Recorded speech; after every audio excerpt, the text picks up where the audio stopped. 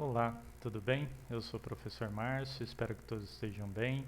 E nessa videoaula de farmacognosia nós vamos falar sobre a análise de drogas vegetais constituídas de cascas, tá? Aqui no slide inicial a gente tem uma casca bem conhecida que é a casca da canela, tá? Então a casca ela é um tecido localizado na parte externa ao câmbio e importante. Pode ser casca de raiz e pode ser casca de caule. Tá? Tanto casca de raiz quanto cascas de caule, nós temos aplicações terapêuticas para elas, ok? Aqui a gente tem um desenho esquemático mostrando o que seria o caule num corte histológico ao microscópio, tá? Um corte transversal. Nós temos como parte o suber, nós temos a região do felógeno, nós temos a feloderme, nós temos o periciclo, tá? Nós temos parênquima cortical, nós temos também na parte mais interna da casca floema primário e floema secundário. A partir daí já não é mais considerado casca, ok? Para a gente caracterizar macroscopicamente as cascas, nós podemos, por exemplo, começar observando a forma. Tá? Então nós temos aquelas cascas que são planas, tá? Isso é claro depois que você coleta a casca, num período bem rápido ela começa a perder umidade e aí ela vai adquirir essa forma. Então essa forma pode ser plana, essa forma pode ser levemente encurvada, essa forma pode ser bastante encurvada na forma de canaleta ou extremamente curvada e chegando até a formar um canudo, que é uma característica, por exemplo, das cascas da canela. Ainda falando sobre caracterização macroscópica, a gente pode observar nessas cascas, para correta identificação, nós podemos observar a dimensão dessa casca, a cor, que é bem característica de cada planta. Essa cor muitas vezes é dada pelas substâncias fenólicas, por exemplo, como os taninos. Então existem aquelas cascas mais avermelhadas que possuem muito tanino, existem aquelas cascas mais esverdeadas que possuem clorofila e assim por diante. O odor da casca é importante, é uma característica importante e ajuda na identificação correta, e o sabor dessas cascas também. Tá? Falando um pouquinho do aspecto da superfície, a gente pode, na casca, observar algumas características, como por exemplo as lenticelas, tá? Que são como se fossem verrugas na casca. A gente pode observar retidomas, né, que são aquelas cascas que se soltam naturalmente também da planta. Nós podemos observar na casca a presença de líquens ou a presença de musgos também, tá? E isso muitas vezes na planta medicinal não pode conter, então nós observamos para correta identificação e separação desse material. Tá? Ainda falando da caracterização macroscópica, a gente pode observar a superfície interna e a superfície externa dessa casca. Se a gente observar a superfície externa, existem aquelas cascas de superfície fina, aquelas de superfície estriada e a de superfície fibrosa. Então aqui a gente está vendo fraturas, né, pedaços de casca, e a gente observa, por exemplo, nessa imagem aqui, a gente observa uma casca com característica granulosa. Aqui no B, a gente identifica casca com superfície com máculas, ou seja, com manchas, com esses pequenos círculos aqui.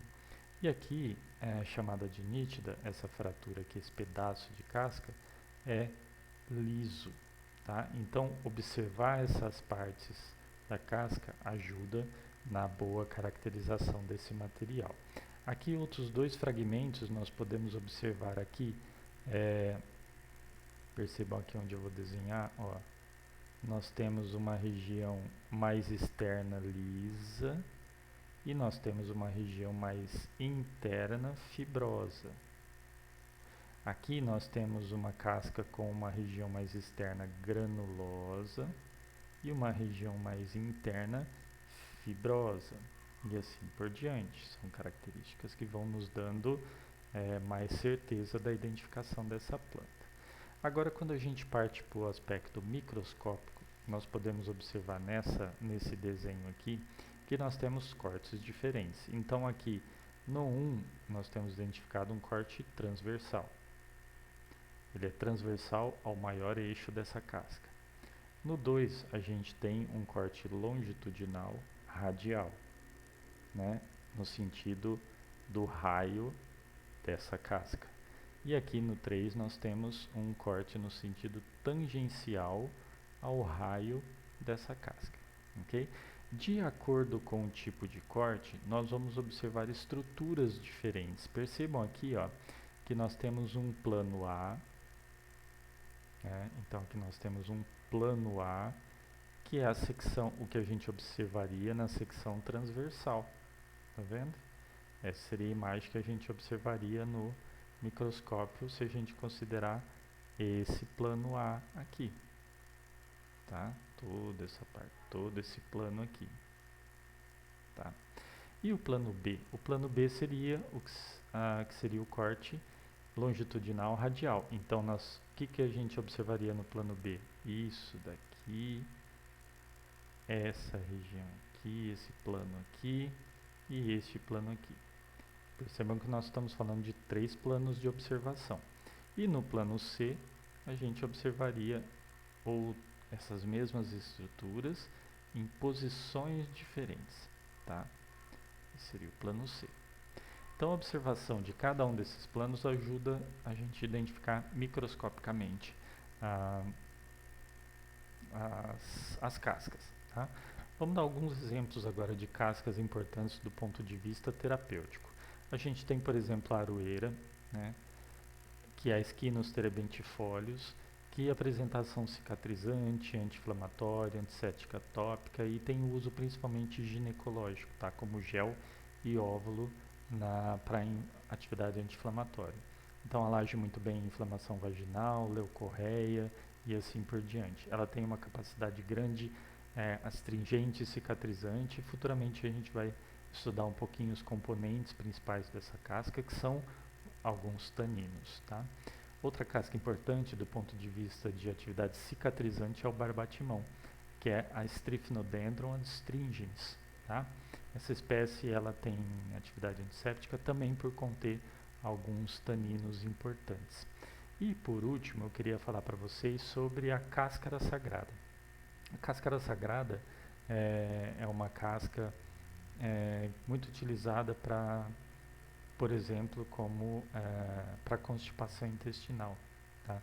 Então ela é uma casca que contém algumas antraquinonas, que é um tipo de substância que a gente também vai estudar futuramente, e que possuem atividade laxativa, tá? Então eu trago aqui nesse slide para vocês uma cópia do formulário de fitoterápicos, que aos poucos vocês já estão se acostumando a visualizar. E nesse formulário de fitoterápicos nós temos uma fórmula para que seja utilizada. Nesse caso aqui é uma fórmula para obtenção de cápsula de cáscara sagrada, ok? Então a gente tem um extrato seco da casca, uma quantidade correta de extrato seco da casca, tá, a ser utilizado, com derivados antracênicos, tá? E aí depois o recipiente, uma cápsula para ser colocado, para ser utilizado como uso laxativo, ok? E dessa mesma cáscara sagrada eu trago para vocês aqui a prancha de identificação, onde nós temos a escala A, que é uma escala onde a gente observa uma vista frontal da casca, com algumas características importantes do ponto de vista macroscópico, tá? E a partir do B e C a gente começa a observar características microscópicas, tá? Então lembrando, no formulário de fitoterápicos a gente vai ter algumas fórmulas importantes para a utilização. Nas monografias da farmacopeia nós vamos ter, entre outras coisas, a identificação macro e microscópica desse material para comparação, né? E em outras monografias, em material padrão também a gente encontra esse tipo de identificação. Eu recomendo agora que vocês façam a leitura calma desses slides novamente para tirar suas dúvidas, entrem em contato para qualquer dúvida e consultem para estudo de vocês, principalmente nesses temas, esses dois livros aqui, né? Fundamentos de Farmacobotânica e Morfologia Vegetal e Farmacognosia, que é um livro básico, são dois livros básicos bem interessantes para introduzir o assunto. E depois da leitura desses livros, eu recomendo que vocês pesquisem os formulários de fitoterápicos para verificar quais são as outras plantas cujas partes utilizadas são as cascas, e também a farmacopeia para visualizar a monografia dessas plantas, ok? Estamos à disposição de vocês e esperamos encontrá-los na próxima aula.